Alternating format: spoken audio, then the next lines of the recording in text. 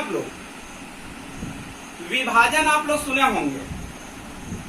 क्या सुने होंगे? विभाजन। विभाजन में क्या होता है? एक कोशिका से 2 बनना, 2 से 4 बनना, 4 से 8 बनना, 8 से 16 बनना, इसको हम लोग क्या बोलते हैं? विभाजन।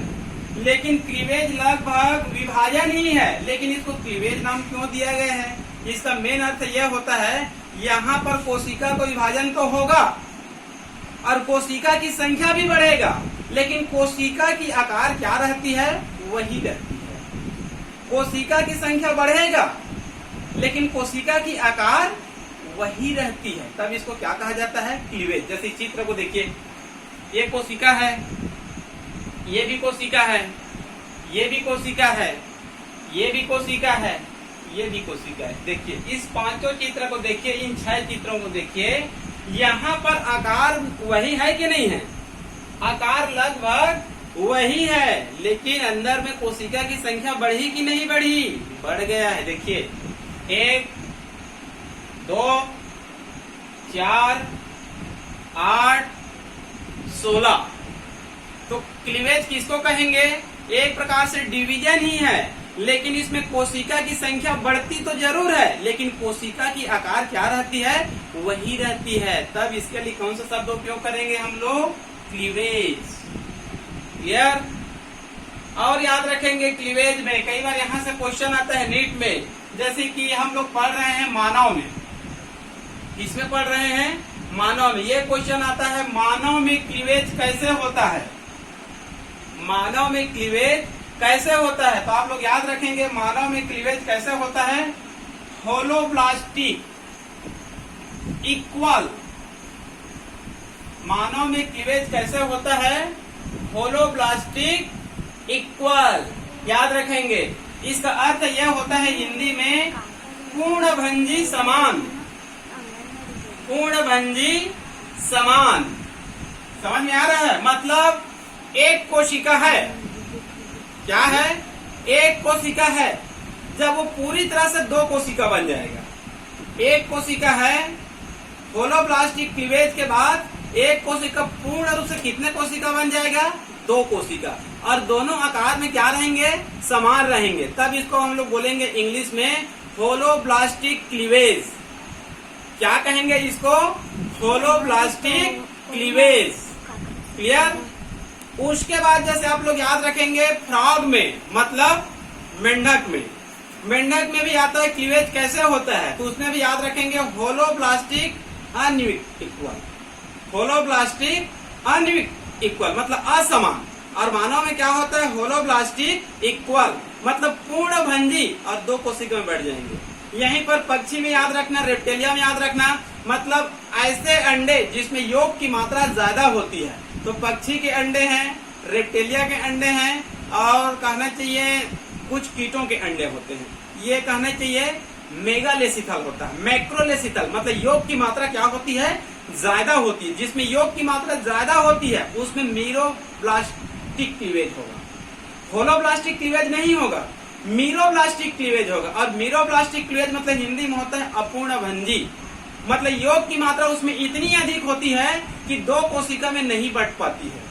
क्लियर? जैसे कि मान लो कहना चाहिए कोई भी हम लोग सामान ले लेते हैं, यदि उसको हम लोग 2 भागों में तोड़ देते हैं 50-50 में, तब उसको होलोब्लास्टिक बोलेंगे। और मान लो कहना चाहिए कोई ऐसे वस्तु लेते हैं जिसको हम लोग 2 भागों में नहीं तोड़ सकते स्पष्ट, तब वो मीरोब्लास्टिक को उदाहरण है। तो मानव के कहना चाहिए अंडाणु में योग की मात्रा क्या होती है? लगभग नहीं के बराबर होती है। तो मानव में किस प्रकार से क्लीवेज होती है? Holoblastic equal. याद रखेंगे। मेंढक में क्या होती है? Holoblastic unequal. और पक्षी में कैसे होती है? मीरोब्लास्टिक अपूर्णभंजी। क्लियर? ये क्रिया कहाँ हो रही है? वही डक्टा में हो रही है। मतलब यहाँ से लेकर यहाँ तक और यहाँ तक, मतलब 1 2 3 4 5 6, ये लगभग तो फर्टिलाइजेशन का है। इसको हम लोग क्या बोल सकते हैं? क्लीवेज। इन चारों को हम लोग क्या बोल सकते हैं? क्लीवेज। जिसमें कोशिका की संख्या बढ़ रही है और कोशिका का आकार क्या है? वही है। इसको हम लोग क्या बोलेंगे? क्लीवेज। और किस प्रकार का क्लीवेज है? होलोब्लास्टिक इक्वल 1 से 2 बनना, पूर्ण रूप से 2, 2 से 4, 4 से 8, 8 से 16, 8 से 16। जब कोशिका की संख्या यहाँ पर 16 हो जाती, नई बनने वाली कोशिकाओं को हम लोग ब्लास्टोमियर्स कह सकते हैं। क्या सेल बोल सकते हैं? Blastomeres cell. तो यहाँ पर देखिए कितना बन गया? 16 बन गया, 16 बना ना। जब ये 16 बनती है तब इस स्टेज को हम लोग ना मोरूला स्टेज कहते हैं। इतने को हम लोग कहना चाहिए क्लीवेज बोले। जब इसमें कोशिका की संख्या कितनी हो जाती है? 16, तब इसको हम लोग क्या बोलेंगे? मोरूला। ये मोरूला क्यों बोलते हैं? मोरूला का संबंध कहाँ से है? इसका संबंध एक पौधे का नाम होता है सहतूत, उसको इंग्लिश में बोलते हैं मलबेरी, जिनसे कहना चाहिए रेशम कीट पालन किया जाता है और रेशम का निर्माण किया जाता है। जो बोम्बिकस मोरी नामक कीट होता है उसको सहतूत के पौधों में ही कहना चाहिए पाला जाता है। मतलब मलबेरी प्लांट्स के पत्तियों को कहना चाहिए वो खाने का कार्य करती है। तो मलबेरी से बना हुआ है मोरूला, क्योंकि जो मलबेरी का फल होता है, मलबेरी का जो फल होता है उनका चित्र लेंगे और इस मोरूला का चित्र लेंगे तो दोनों का चित्र कैसे दिखाई देता है? एक समान दिखाई देता है। इसी कारण इसको क्या कहा जाता है? मोरूला, मतलब मलबेरी से लिया गया। क्लियर? और इसमें कोशिका की संख्या कितनी है? 16। तो ये कहना चाहिए यहाँ से लेकर यहाँ तक की क्रिया किसमें होती है? कोहीडक्टम में होती है। कहाँ होती है? कोहीडक्टम। ये 4-5 दिन के अंतर्गत होती है। 4-5 दिनों के बाद ये मोरूला स्टेज के बाद यहाँ से कहना चाहिए मोरूला स्टेज के बाद ये सेल से कहाँ आ जाती है? कहाँ इम्प्लांटेशन करती है? यूटेरस में। और यूटेरस में ही आकर कहना चाहिए 9 माह तक क्या होगा? भ्रूणीय विकास होगा। तो आगे की क्रिया किसमें संपन्न होगी? यूटेरस में, मतलब गर्भाशय में। क्लियर इतना? देखिए अब ये मोरूला तो है, ये आगे चलकर इसमें लगातार चेंजेज होती रहती है। 16 से 32, 32 से 64, 64 से 128 लगातार बनती जाती है। ठीक है जी। तो मोरूला के बाद आगे स्टेज को हम लोग बोलेंगे ब्लास्टुला। मोरूला के बाद आगे स्टेज को क्या बोलेंगे हम लोग? ब्लास्टुला। क्लियर? तो मोरूला से ब्लास्टुला बनने की क्रिया को ब्लास्टुलेशन कहेंगे। मोरूला से ब्लास्टुला बनने की क्रिया को क्या बोलेंगे? ब्लास्टुलेशन बोलेंगे। और इस क्रिया में 2 सेल बन जाएंगे। इसको याद रखेंगे, ब्लास्टुला में कितने सेल बन जाएंगे या फिर 2 भागों में बढ़ जाएगा। आउटर को बोलेंगे हम लोग ओसीएम और अंदर को क्या बोलेंगे? ICM. Outer cell mass, inner cell mass. Outer cell mass, inner cell mass. Outer cell mass भ्रूण निर्माण में भाग नहीं लेगा। आउटर सेल मास भ्रूण निर्माण में भाग नहीं लेगा, बल्कि इसका दूसरा नाम होता है trophoblast cell. Outer cell mass या ट्रोफोब्लास्ट सेल कहा जाता है। ये ना भ्रूण को पोषण प्रदान करता है। ओसीएम भ्रूण निर्माण में भाग नहीं लेगा, लेकिन भ्रूण को क्या प्रदान करेगा? सुरक्षा और पोषण। सुरक्षा और पोषण। कुछ पुस्तकों में यह भी लिखा रहता है कि ओसीएम कार्पस लुटियम को विलुप्त होने से बचाती है। OCM outer cell mass corpus luteum को विलुप्त होने से बचाती है। और आप लोग को पता होगा कार्पस लुटियम क्या होता है? ये फीमेल में कहना चाहिए ओवरी के अंदर बनती है मेंस्ट्रुएशन साइकिल के 17वें या 18वें दिन में। और जब कहना चाहिए जब निषेचन होता है तो ये 6-7 माह तक क्या रहती है? सक्रिय रहती है। और यही कहना चाहिए आगे चलकर प्रोजेस्टेरॉन नामक हार्मोन का क्या करती है? निर्माण करती है, जिसके कारण कहना चाहिए भ्रूण हमेशा क्या रहती है? जीवित रहती है। मतलब गर्भधारण को बनाए रखता है प्रोजेस्टेरॉन। और प्रोजेस्टेरॉन नामक हार्मोन का निर्माण कौन करती है? Corpus luteum. और ये कार्पस लुटियम को विलुप्त होने से बचाती है। क्लियर? दूसरा है महत्वपूर्ण है ICM, inner cell mass. Inner cell mass ये भ्रूण का निर्माण करती है। तो इसका दूसरा नाम क्या लिखा रहता है पुस्तक में? इम्ब्रियोब्लास्ट। आईसीएम कहिए या इम्ब्रियोब्लास्ट, क्योंकि ये इम्ब्रियो मतलब भ्रूण को क्या करती है? निर्माण करती है। ये तो भ्रूण निर्माण भाग नहीं लेती है, बल्कि ये कहना चाहिए प्रोटेक्शन और न्यूट्रिशन प्रदान करती है। इसके अंदर में एक गुहा पाई जाती है। इसके अंदर में क्या पाई जाती है? ये गुहा पाई जाती है। इस गुहा को कहा जाता है ब्लास्टोसिल गुहा। ब्लास्टोसिल गुहा, क्लियर। अब ब्लास्टुला के बाद कौन सी स्टेज आती है? गेस्ट्रुला। ब्लास्टुला से गेस्ट्रुला बनने की क्रिया को गेस्ट्रुलेशन कहेंगे। ब्लास्टुला से गेस्ट्रुला बनने की क्रिया को क्या बोलेंगे हम लोग? गेस्ट्रुलेशन। और गेस्ट्रुलेशन में याद रखेंगे यहाँ पर जो ब्लास्टोसिल गुहा थी वो समाप्त हो जाती है। ब्लास्टोसिल गुहा क्या हो जाती है? समाप्त हो जाती है और आगे चलकर क्या बना लेती है? आर्किनटेरॉन। इसको भी कहना चाहिए, कई बार रीट में पूछा गया है। मतलब गेस्ट्रुला अवस्था में जो गुहा पाई जाती है उस गुहा को क्या कहा जाता है? तो उस गुहा को क्या कहा जाता है? आर्किनटेरॉन। ये आर्किनटेरॉन आगे चलकर आहार नाल का कहने की निर्माण करती है और अन्य आर्गनों का भी निर्माण करती है, लेकिन मुख्य रूप से याद करेंगे आर्किनटेरॉन किसकी निर्माण करती है? आहार नाल की। और ये आर्किनटेरॉन आगे चलकर किसमें बदल जाती है? ब्लास्टोपोर में। किसमें बदल जाती है? ब्लास्टोपोर में, जो आगे चलकर कहना चाहिए एनस का क्या करती है? निर्माण करती है। यह हो गया गेस्ट्रुला। मतलब पहले क्लीवेज, फिर मोरुला, फिर ब्लास्टुला और उसके बाद गेस्ट्रुला। क्लियर। उसके बाद देखिए यहाँ क्लीवेज हो गया, मोरुला हो गया, ब्लास्टुला हो गया, गेस्ट्रुला हो गया। गेस्ट्रुला के बाद कितने लेयर का निर्माण होगा? 3 लेयर का निर्माण होगा। कितने लेयर का निर्माण होगा? 3 लेयर का। याद रखेंगे गेस्ट्रुला के अंत में 3 लेयर का निर्माण होती है।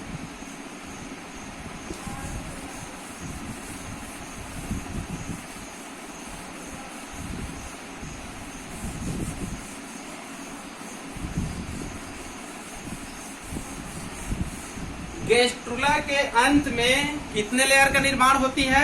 3 लेयर। पहला लेयर है एक्टोडर्म, दूसरा लेयर है मीजोडर्म और तीसरा लेयर है इंडोडर्म। आपके पुस्तक में इसको एक टेबल में दी गई, उसको देख लेंगे। नई पुस्तक में टेबल में नहीं है, पुरानी पुस्तक में कहना चाहिए टेबल में है। इसमें से कई बार कहना चाहिए नीट में क्वेश्चन अवश्य आता है। ठीक है, मतलब उसमें ये आता है कि इस आर्गन का निर्माण किस लेयर से होती है?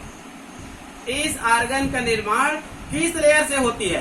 तो बहुत सारे लेयरों का निर्माण होता है, तो पूरा याद तो नहीं हो पाएगा, लेकिन आपको मैं 3-3 4 नाम को बता देता हूँ जिसको अधिकांशतः नीट वगैरह में पूछा जाता है ऑब्जेक्टिव में। क्लियर। तो गेस्ट्रुला के अंत में 3 लेयर का निर्माण होगा, 3 लेयर का। तो लेयर का नाम क्या है? पहला एक्टोडर्म, ठीक है, दूसरा है मीजोडर्म और तीसरा क्या है? इंडोडर्म। बाह्य लेयर, मध्य लेयर और अंतः लेयर, आंतरिक लेयर। क्लियर। तो देखिए एक्टोडर्म से आप लोग हमेशा के लिए याद रख लेंगे नर्वस सिस्टम। नर्वस सिस्टम का निर्माण किससे होगा? एक्टोडर्म से। नर्वस सिस्टम के अंतर्गत याद रख लेंगे आप लोग ब्रेन और स्पाइनल कार्ड। ब्रेन और स्पाइनल कार्ड को याद रख लेंगे। उसके बाद कहना चाहिए आप लोग आई का 3 आर्गन याद रख लेंगे। आई का 3 आर्गन। आई का 3 आर्गन मतलब पहला है कॉर्निया। पहला क्या है? कॉर्निया। और दूसरा क्या है? लेंस। और तीसरा क्या है? रेटिना। इन तीनों आर्गनों को याद रख लेंगे। आई का 3 आर्गन याद रख लेंगे, कॉर्निया, लेंस, रेटिना। क्लियर।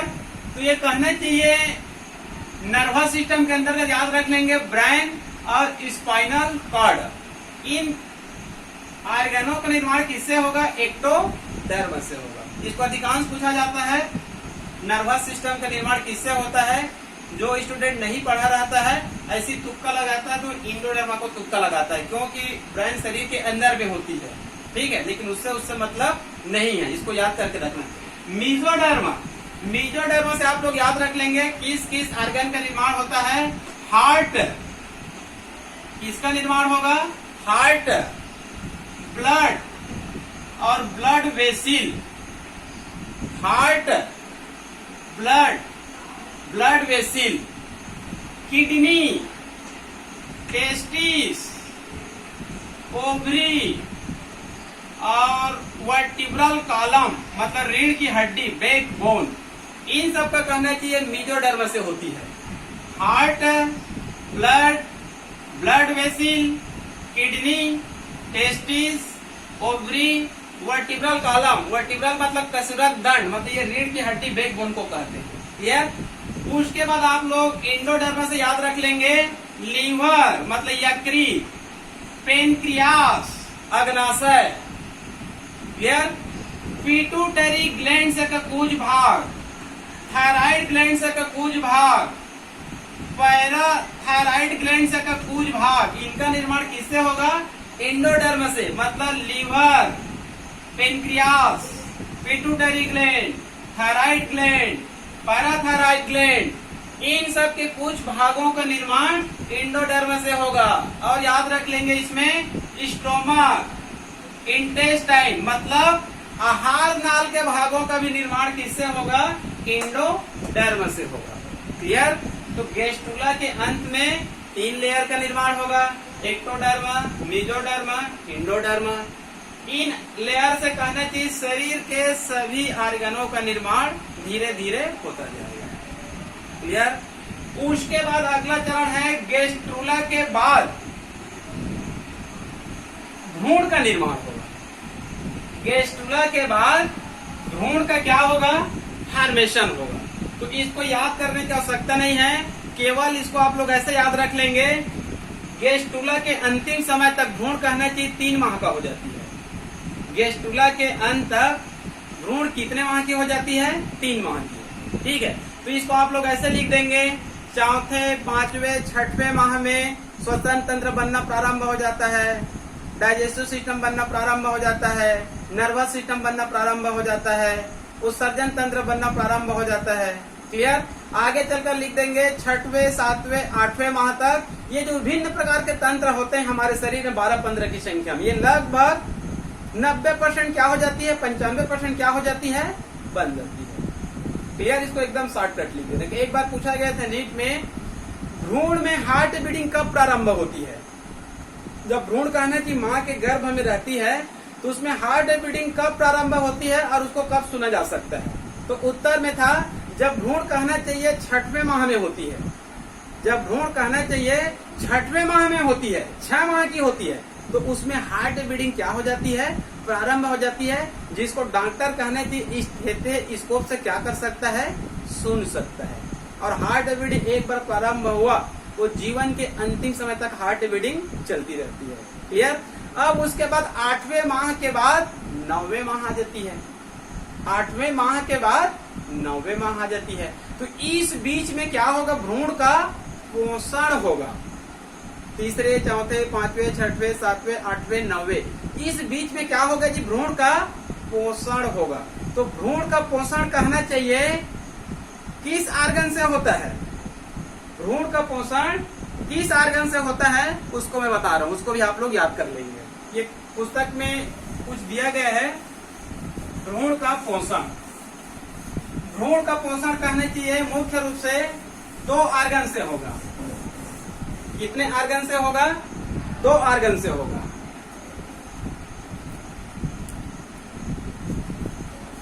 पहला आप लोग याद रख लेंगे प्लेसेंटा। भ्रूण का पोषण मुख्य रूप से किससे होगा? प्लेसेंटा। प्लेसेंटा आप लोग समझते हैं, मैमल की विशेषता है कि उसमें प्लेसेंटा पाई जाती है। हिंदी में अपरा कहते हैं। फिश, एम्फीबिया, रेप्टेलिया, एविज, इन सब में प्लेसेंटा नहीं पाई जाती है। मैमल का विशिष्ट लक्षण क्या होता है? प्लेसेंटा का पाया जाना, जिसके कारण मैमल्स को क्या नाम दिया गया है? प्लेसेंटलधारी, अप्रयुक्त, प्लेसेंटेशन, अप्रयुक्त प्राणी। ठीक है। तो मानव में किस प्रकार की प्लेसेंटा पाई जाती है? Korean placenta. कौन सी प्लेसेंटा पाई जाती है? Korean placenta. ठीक है। तो मैं प्लेसेंटा पहले बता रहा हूं क्या है, कई बार 2 नंबर में पूछा जाता है प्लेसेंटा क्या है। मान लो कहना चाहिए, एक उदाहरण है, ये यूटेरस है। ये क्या है? यूटेरस है, मतलब गर्भाशय। तो कहना चाहिए गर्भाशय के अंदर में क्या होती है? मान लो भ्रूण है। क्या है? गर्भाशय के अंदर में भ्रूण है। तो जो भ्रूण होता है, फीटस होता है, एम्ब्रियो होता है, उसके यहां पर कहना चाहिए एक नाभि नाल होता है। इसको अम्बिलिकल कॉर्ड कहते हैं इंग्लिश में। ये जो नाभि नाल होता है यहां से निकलती है, और निकलने के बाद मतलब इसको हम लोग नाभि नाल मान लेते हैं। यहां से निकलने के बाद जो अम्बिलिकल कॉर्ड होता है, इसमें पूरी तरह से इस प्रकार से इसमें फैले हुई पाई जाती है। ठीक है, तो ये तो हो गया अम्बिलिकल कॉर्ड। ठीक है, नाभि नाल। अब यहीं पर एक आर्गन होता है, इसी आर्गन को हम लोग प्लेसेंटा कहते हैं। इसी आर्गन को क्या कहते हैं? प्लेसेंटा। तो इसका परिभाषा क्या हो जाएगा? गर्भाशय और भ्रूण, गर्भाशय और भ्रूण दोनों एक कनेक्शन की सहायता से जुड़ी हुई पाई जाती है। गर्भाशय और भ्रूण दोनों एक कनेक्शन की सहायता से जुड़ी हुई पाई जाती है। उसी कनेक्शन को क्या कहा जाता है? प्लेसेंटा कहा जाता है। अलग अलग मैमल में अलग अलग होता है। मानव में किस प्रकार का प्लेसेंटा होता है? Orion placenta. क्लियर? आपको एक और जानकारी के लिए बता देता हूँ, ये शायद पुस्तक में यहाँ पर नहीं लिखा है।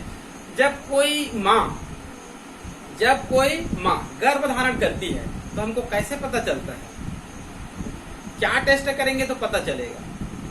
इसके लिए कहना चाहिए एक 40 रुपया का किट आता है, 40-50 रुपए के क्या आता है? किट आता है। प्रेगा न्यूज या अलग अलग कंपनी अलग अलग नाम से इसको कहना चाहिए बेचती है। एक सामान्य मार्केट में कहना चाहिए 50 रुपए की किट मिलती है प्रेगा न्यूज का। ठीक है, तो जैसे ही कहना चाहिए माँ गर्भ धारण करती है, ये जो प्लेसेंटा है, ये जो प्लेसेंटा है, ये एक हार्मोन का निर्माण करती है। उस हार्मोन का नाम क्या होता है? HCG। HCG हार्मोन का क्या है? वो नाम है। ठीक है, तो ये प्लेसेंटा जैसे ही फीमेल गर्भ धारण करती है, ये प्लेसेंटा सक्रिय हो जाती है और एक हार्मोन का निर्माण करना प्रारंभ कर देती है। तुरंत 15 दिन में रिजल्ट नहीं आएगा। ये प्लेसेंटा लगभग जब 35-40 दिन की होती है या फिर 30 दिन के होती है, ठीक है, 30 से आगे, तब ये एक हार्मोन का निर्माण करना प्रारंभ कर देती है, HCG। ठीक है जी, हीमोपोरियल गोनेडोट्रोपिक हार्मोन, हीमोपोरियल गोनेडोट्रोपिक हार्मोन। तो जब ये प्लेसेंटा इस हार्मोन का सेक्रेशन करती है और जब वो फीमेल जब यूरिन करती है, तो उस यूरिन को कहना चाहिए प्रेगा न्यूज में